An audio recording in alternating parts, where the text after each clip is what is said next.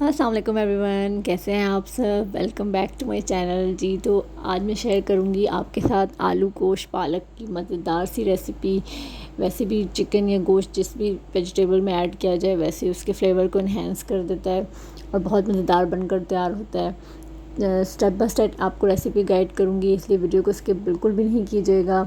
और अगर आप मेरे चैनल पे न्यू हैं और आपने अभी तक चैनल को सब्सक्राइब नहीं किया है तो प्लीज़ सब्सक्राइब कर दें चैनल को।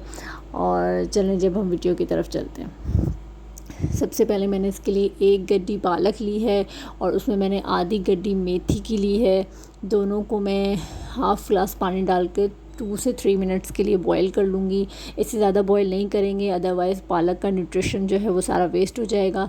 फिर इसी पानी में जो है हम इसको ग्राइंड कर लेंगे। बहुत ज़्यादा पेस्टी नहीं करना है, मोटा मोटा सा ग्राइंड करेंगे।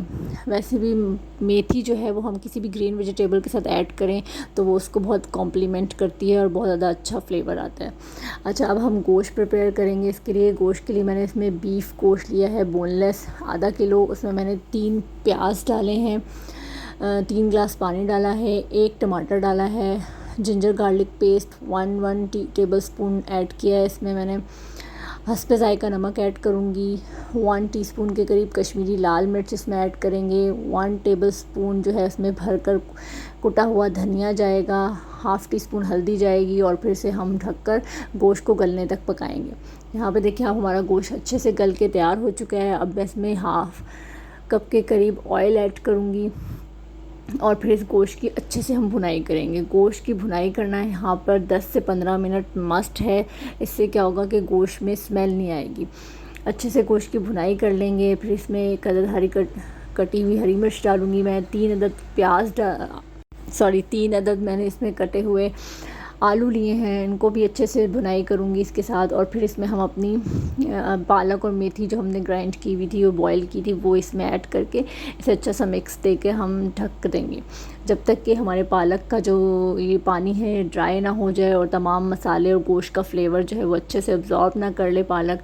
यहाँ पे देख सकते हैं आप, पानी ड्राई हो गया है पालक का। अब जो है इसमें मैंने 1 टेबल स्पून के करीब बटर ऐड किया है, इससे इसमें बहुत ही अच्छी खुशबू और फ्लेवर आएगा।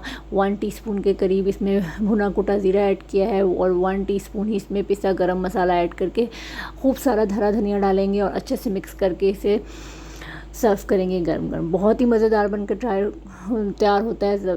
लाजमी ट्राई कीजिएगा ये रेसिपी और मुझे कमेंट सेक्शन में बताइएगा कि आपको कैसी लगी। अगर वीडियो पसंद आई हो तो लाइक एंड सब्सक्राइब करना ना भूलिएगा।